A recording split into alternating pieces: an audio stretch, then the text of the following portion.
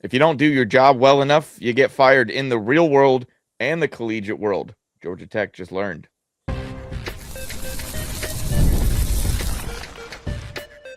You are Locked On Georgia Tech, your daily podcast on the Georgia Tech Yellow Jackets, part of the Locked On Podcast Network, your team every day.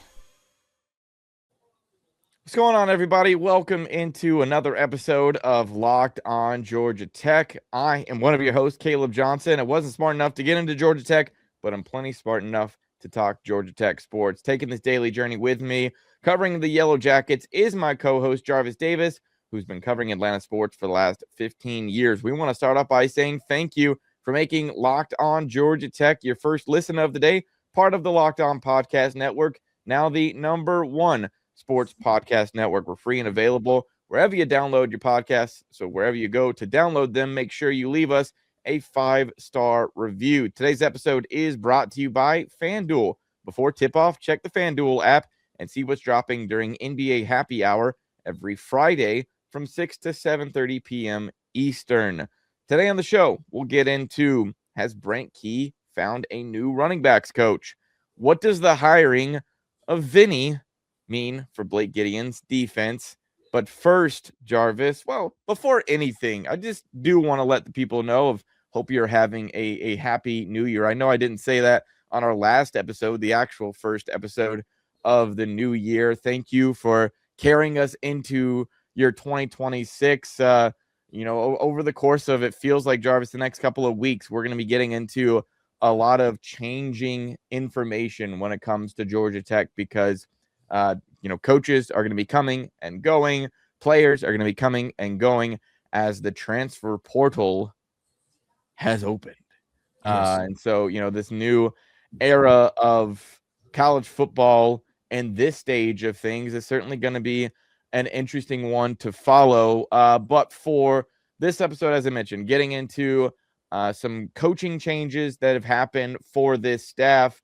We'll start, Jarvis, though, with two coaches who have, as the statement has been put out there, will not return to Georgia Tech in 2026 because no one these days gets necessarily fired as a position coach unless it's mid-season and, things are just horrible and not working out. But when your contract, maybe runs up, things aren't working out, people don't return to the team, and that's the case for linebackers coach Darius Eubanks and cornerbacks coach Corey Peoples.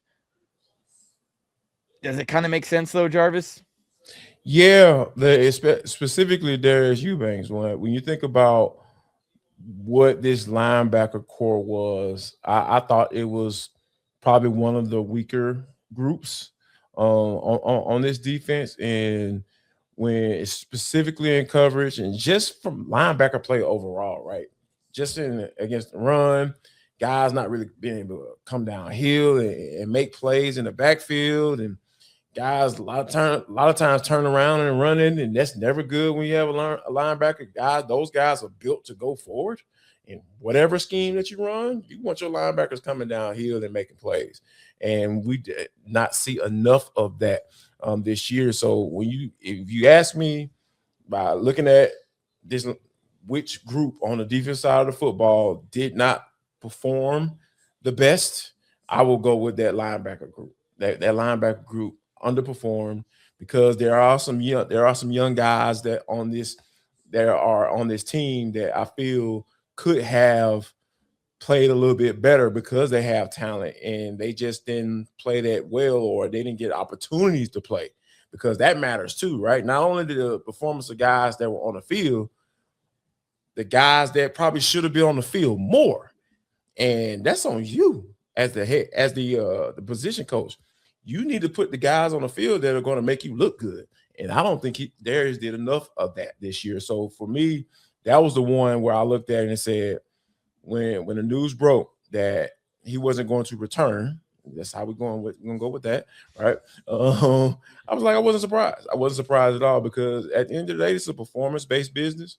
If your guys don't play well, the guys that you put out there don't play well, and where the emphasis of the guys that you put out there don't play well, that ultimately you have to answer to that. And I think that this was one of those moves where Blake Gideon said, "Hey man, Brent, I can't have this.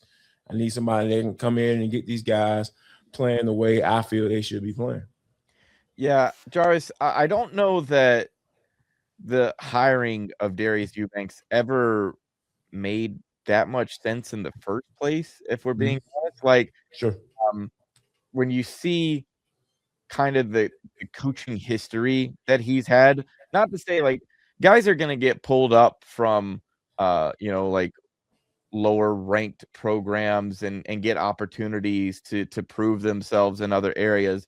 But coming from Georgia Southern, where you played linebacker in the league, and then you were a position coach, most oftentimes coaching safeties or secondary cornerbacks. Like, you didn't spend any time in your coaching career until one season previous to joining Georgia Tech did you actually coach the position that you played in college and in the pros. And I just wonder why. It seems a bit odd to me. And so to see, the hiring come from and making the move from Georgia Southern up to Georgia Tech, I'm assuming that was Brent Key, some sort of relationship situation that he had there, hoping that the recruitment aspect of, hey, you're already used to recruiting down south for Southern, so hopefully that could help as far as knowing the area, knowing some kids and that sort of thing that you can get into conversations with. But then the other part of this is, once you did hire him, as you mentioned there, Jarvis, is like his position was, I think, the weakest on this defense this past season, especially in terms of maybe even like expectations, just because I think seniority was way too important of a thing when it came to that linebacker core of guys you expected to do things, and guys who maybe early in the season were performing like you wanted, but that didn't continue on. And it didn't feel like, Jarvis, that there was any real looks at making changes until, quite honestly, it was kind of too late, because you have the big game against NC State. We gave up, what was it, 500 or 600? It was nearly 600 yards of offense that Bailey and them were able to put up on you. And it obviously didn't get any better against Boston College. You still were able to win that game, but you give up nearly 500 yards to Boston College. Obviously, we all know what happened in that Pitt game. There was just too many moments where that side of the ball was a problem, and you and I would come on doing shows, and you would mention the fact of right before the snap, when you see a linebacker and you see the side, and they having a full-on conversation with the DB or the linebacker next to them. Yeah, that's not good. No, that's not good. They were like, "What's going on?" That's never good. And to your point about the whole not playing guys and seniority being like that seemed to be a problem that's kind of like creeping around this entire team. Yeah, because God bless Jamal Haynes, man, one of the better rushers that running backs that ever come through Georgia, right? Like, when your name is centered around Joe Burns, Joe Burns did some good work for over on the flat. So when your name is around those types of guys, like that means you did something, you accomplished something here. But this is a performance-based business. Yes. And don't cringe, don't turn the radio down. Like, yes, I call it a business because that's what it is. And it's been that way. It's just that now that we know for a fact it's a business, because these guys out here negotiating contracts, negotiating monies, and all this type of stuff, right? So I think that has to stop. That has to stop. We need to stop having those conversations. You can't let guys play mostly because they've been here. I don't care for that because you know one thing, man, just to get folks a little peek behind the curtain. When I first got into this business, I knew I had talent, but I got turned down for a lot of stuff simply because I haven't done it long enough. Mm-hmm. And I come from a world, the football world, where that crap doesn't matter. If you're better, you're going to play. It's just all that matters. Like the guy can be just a great guy, a senior, fifth year senior guy, always come to practice, always do what he's supposed to do, all that stuff, man. Yep, all that. But guess what? I do it too. And guess what? I have more talent than you. So that means I need to play. So yeah, I think that we're in a time where Tech is in a time where they don't have time to do that. When you're trying to make that jump, like Key has been talking about, man, you got to play the guys that are better. Because Tajay Butler, there's no reason why that man shouldn't be playing more. Yeah. What he did against Georgia, got that pick, man. That man needs to play, and they refuse to play him, seemingly, right? So he wasn't on the injury report last time I checked. So that man needs to be out there, right there next to EJ Lightsey. There ain't no shade against the guy that's in that spot. None whatsoever. It's just what I see. I'm going off what I see. The young guys need to play. Cayman Spalding, he needs to play. He needs to play a little bit more too. I thought so as well. Yeah, you know what I'm saying? So we shouldn't be having these conversations, dog. Like this, man, play the best guys. That's it. And if you fire me because I'm playing the best guys and I'm not playing seniors, hey, man, I'll gladly lose my job. Gladly. Georgia Tech was 15th in the ACC in rush defense this past season. Just simply wasn't good enough. But Darius Eubanks not the only guy to be shown the door. Corey Peoples also a part of this, and I guess a little bit more surprising given the group that this secondary had. Very veteran group for sure. Mm-hmm. And seeing some guys get some opportunities, especially on the next level potentially, I guess as they look to fill those guys in, and especially like on the recruiting aspect of all of this, I was a bit surprised to see Corey Peoples be a part of the names that aren't going to return. But I think one aspect of this too, not the takeaways are the most important thing for the secondary, but then when it came to interceptions, the secondary 16th out of 17 teams, and I think Stanford was below them, and Stanford was awful this past year as the worst team in the ACC in interceptions. I think this had to do with more so Blake Gideon probably getting one of his guys in. I think this was a Blake Gideon move. Like, yeah, okay. I mean, I played the position. I understand it. I know what I want to be taught. He coached some really good players over there at Texas before coming over here to Georgia Tech. So I think that was more so a Gideon move, saying, all right, let me get one of my guys in here and let's see what we can get done. It just means a lot of movement for the coaching staff on both sides of the ball right now. Coming up next, though, the hiring of Vinnie. What does that mean for Blake's defense? Let's talk about something that most men don't bring up, but absolutely should. Stress from work, money, life, it doesn't just switch off at night.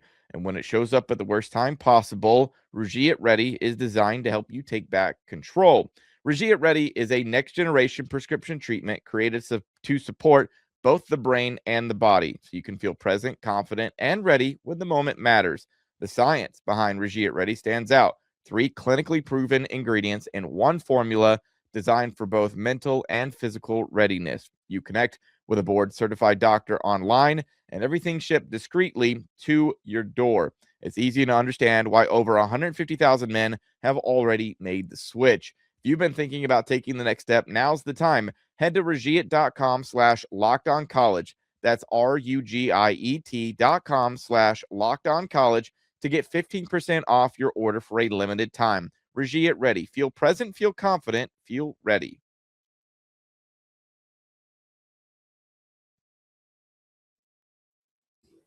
We want to thank you guys for making Locked On Georgia Tech your first listen of the day. You already live your team every day. Now take it up a level and go ad-free. Join the Everydayer Club and get Locked On Georgia Tech with no interruptions, members-only Discord access, and more, all for just $5 a month or $50 a year. Go to lockedongeorgiatech.supercast.com or check the link in the show notes to learn more. Well, you've had some subtractions to the coaching staff, Jarvis, and now we have learned of an addition to this defense, the hiring of Vinnie Sunseri to Blake Gideon's defense, which a name that comes pretty recognizable, especially given the coaching career that he's had. Yeah, when you think about, from a player standpoint, won a national championship at Alabama playing safety, and Blake Gideon played safety at Texas, and it's commonalities, man. Yeah. That stuff matters in this coaching, in the coaching business, right? So those guys speak the same language; they understand each other, and then he was a co-defense coordinator at Florida as well. So when you think about it from that standpoint, you kind of think that they can be more in sync with each other about how they want to communicate to their safety. Because the safety play, it was fine.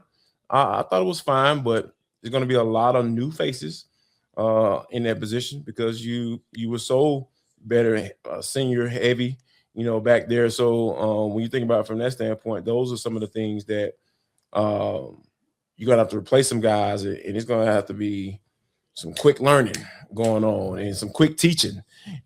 So only way you can learn quickly is if you're teaching it correctly. So I think that and speaking using the same verbiage that you want to use and with those guys on the back end of the defense, I think that this is Blake Gideon once again saying, establishing himself, saying, hey, here's what I need, Coach Key. And I think Key is acquiesced because that's his guy. He was a first-year coordinator. It was a little rough for a little bit, especially in the month of November. And I felt like he made some adjustments to kind of get to where he needed to be in order to, make a good case to keep his job. And I think now that he's done that, I feel that he's going to be able to he's going to get opportunity. He's getting the opportunity to bring some of his guys in, and it better work. Yeah, I think from a recruiting standpoint, Vinnie Sunseri feels like a bit of a home run hire, especially given where he's kind of bounced around, and he has certainly bounced around college football the last few years. I think it's also just kind of interesting getting someone from Florida, not saying that's why he was hired. It's just there's no pettiness involved here. No, never. No way. That's merely fine. Interesting, though, that I would wonder the kind of experience that Vinnie Sunseri was able to get at Florida, stepping into a bigger role for Billy Napier's defense last year, or this past year, I should say, getting, that co-defensive coordinator title, just the things that you could benefit from the experience, element of Vinny's been around some big programs. He's played at a big program, and then he has coached at some big programs. And so I think, the experience that can be brought from that aspect, it's not like he is being brought in to be your defensive coordinator. He's just a, position coach. And so like, as you mentioned, I think that safeties group was inconsistent. I saw moments over the course of the season where you were like, okay, this group is finally, getting together to some extent, the communication. And then there was other moments that, especially it felt like more from like the strong safety group that really kind of struggled especially in some big moments. And It's a part of why I mentioned earlier with the linebackers, you give up 600 yards or nearly 600 yards to NC State. You give up nearly 500 yards to Boston College, who isn't that good of a football team. You really, really struggle against Pitt. And, that's how you end up wanting to take a different look and go in a different route. But I think for Vinnie Sunseri, the concern that I have about him, Jarvis, is he is constantly eyes out looking for the next best opportunity. I mean, he quite literally was hired last year for the Jacksonville State defensive coordinator job. He held that job for 2 weeks before Florida came calling, and he was like, oh, yeah, I'm going to resign and take the co-defensive coordinator job and safeties coach at Florida. The year before that, he was at Washington. I believe the year before that, he was somewhere else. Like, he's moved around a lot. And granted, that happens. He was with the Patriots. He was with the Patriots. That's right. Yeah, he was with the Patriots, where there was consistency there. But then, Bill Belichick loses his job. And so he's been moving around in the collegiate world ever since. And I would be wondering if this is a 1-year move and then he's on to the next. You know what, man? That's interesting that you said that, because I talked to one of my guys who really close to the Florida Gators program, and he was telling me that he didn't have the respect of the players. Really? Yeah, he did not. He did not. And I think it kind of boils down to, what are you teaching me? Because there's one thing to throw around the rings. Sure. I've been playing in the league. I played in the league. It's one thing to throw that around, but something has to come with that, right? And I'm not saying I'm not saying this as facts, right? Because players can be biased. That's possible. Absolutely. Yeah, that's possible. But I'm just putting it out there so we can kind of get a good grasp of who Tech is going to be dealing with, at least for the 2026 season, right? Because we just don't know. We just kind of get on up out of there and kind of move around like he's been doing for his career. So, but yeah, man, that is one thing I definitely would like to keep an eye on, especially when you're talking about the portal is open. So, hey, man, you can go out there and get who you want. So, if you're not able to coach these guys up, you better be able to have an eye for talent. That's for doggone sure, because like they're gonna have to feel it, man. Because like I said, Omar Daniels, Clay Powell, all those guys, they're gone. They're gone. So you got to kind of do some rebuilding, so to speak, on the back end of the defense. Vinny isn't the only new coach joining this Georgia Tech Yellow Jackets program. Has Brent Key found a new running backs coach? Fridays already feel different during basketball season, and FanDuel is making them even better. Every Friday night before the games tip off, FanDuel gives fans a new way to kick off the weekend with NBA Happy Hour. NBA Happy Hour is your official pregame, a limited time window where special offers drop right inside the FanDuel app before the action starts. Friday from 6 to 7:30 p.m. Eastern have become appointment viewing with NBA Happy Hour. Opening the FanDuel app during Happy Hour is always bringing something new, whether it's boost, bonuses, and surprises. Hey, maybe you want to get in on the action of Hawks and Knicks going on tonight. That's certainly going to be an interesting one, especially given it was such a close one back at State Farm Arena just a week ago. It's easy to check the weekly specials before tip-off, make a move before the window closes during NBA Happy Hour. It adds extra energy to Friday night basketball without overthinking it. So before tip-off, check the FanDuel app, see what's dropping during NBA Happy Hour every Friday from 6 to 7:30 p.m. Eastern. Little basketball, little action, a whole lot of Friday energy. That's NBA Happy Hour only on FanDuel, the official sportsbook partner of the NBA.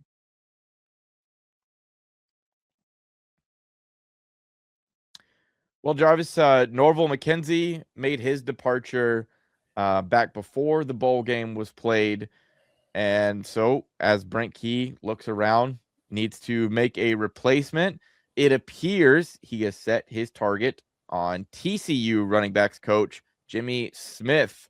How do you feel that Smith can come in and potentially, be a boost to this offensive side of the football? This is one thing that you have to take in consideration when you're hiring position coaches. Can you recruit? I know teaching is a big part of that's a given. Oh my gosh, you got to be able to recruit. And I think Jimmy Smith is one of those guys that has significant ties throughout the entire state. Yeah. Because when you think about, he was a 2-time state champion over at Cedar Grove High School. That was a football factory. Let me tell you, I was very close to that team. One of my good friends, coaches over there. So very aware what they were doing over there. And Jimmy did a really good job over there. And then he was hired as the associate head coach and a running backs coach for Arkansas. Those guys up 316. They interviewed him for a job as well. So if Kirby was interested, you got to think about the ties that he has, the relationships that he has throughout the state, and from a recruiting standpoint and understanding the importance of that. So yeah, if Key is able to bring Jimmy here to be the running back coach, that would be a headliner type hire, because that guy has a lot of respect in the state of Georgia. Yeah, I think when I saw the Cedar Grove element of this, I was like, oh, okay, there we go. They're running things for a little bit, and he was the orchestrator of it. So yeah. I think Jimmy could be a really big benefit to this program. It's also interesting, Jarvis, as we have talked about coaches getting hired, to see another position coach on the offensive side of the ball hired. You'd normally think that an offensive coordinator would want some input into this sort of a thing. Makes me wonder if something is in the works. Caleb, are you suggesting that Brent Key already has the offensive coordinator hired and he's already approving of this new target, one Jimmy Smith to be the running backs coach? Are you saying that Brent Key and the offensive coordinator that no one knows exists is already pulling strings? Are you suggesting that? I would certainly hate to think the alternative, which is Brent Key's just out here hiring position coaches without having an offensive coordinator, Jarvis. I know whoever the offense coordinator is, they'll love Jimmy. They'll love Jimmy. Yeah. Which is probably true. But just saying, it's interesting. Yeah, very interesting. Makes me wonder. I'm no Sherlock Holmes, but I can put some things together, and it certainly feels like having another addition to this offensive staff makes you think that maybe maybe that 36 has been trimmed down a little bit, and we'll be learning something. It's much smaller than 36. I'll tell you that much. Yes. Yeah. Look, another kind of news and notes things going on with this Georgia Tech Yellow Jackets program. This is going to happen. There's already been names that have hit the portal. We've obviously spent a ton of time talking about Aaron Philo. Wide receiver Bailey Stockton is hitting the transfer portal. And I feel like, I hate to call him like a fan favorite, Jarvis, but just a guy who that's fair. That's a fair statement. Well, just based on his frame, his stature, and his position group, someone that the fans can get behind. And so a guy that I believe is going to have 2 years of eligibility left for his next program. Kind of makes sense, though, when Bailey saw his production kind of go down this season compared to last season. Yeah. Kind of his highlights were the Colorado game and the Syracuse game, where he had 4 catches in each of those games. So it kind of makes sense that Bailey wants to hit the portal, see another opportunity somewhere else. Yeah, when you think about the type of wide receiver he is, smallest guy, It's kind of scatty a little bit, kind of reminds me of a true freshman that got some burn this year and made some plays, and Jordan Allen. Right. So, maybe he saw, like, all right, I know he saw the writing on the wall saying, okay, I don't really know who the quarterback is going to be. Isaiah Canyon is still here from what I understand. Right. Jordan Allen is still here. He's kind of in the same mold of player that I am. Maybe I can't do nothing about playing in front of him. So, yeah, you see what your options are. So I wasn't too surprised. Also, he had put a little nugget out on social media. So, got the little timer with the little sand coming down. I was like, oh, okay. Yo, man, what you waiting on? Maybe he had a conversation, said, they were like, hey, man, Jordan Allen going to play in front of you. So you might want to reconsider, read some literature. You know what I'm saying? Going to the portile. Jarvis, I'll be honest. Whether it's the hourglass emoji or it's the eyes emoji or whatever, like it feels like wide receivers are just a bit too dramatic for my particular taste. Hey, everybody, notice me. I'm saying something, so you need to be on the lookout. Like, just drop your announcement. Let us move on. I can't tell if it's positionally a thing or if it's just like kids these days, and I'm getting old, man. I don't know. It's just you howling at the moon right now, Caleb. Yeah, you howling at the moon right now. Yes, and I get it because I was like that when it comes to the IG post. Yeah, I despise it. I don't like it. It's pointless.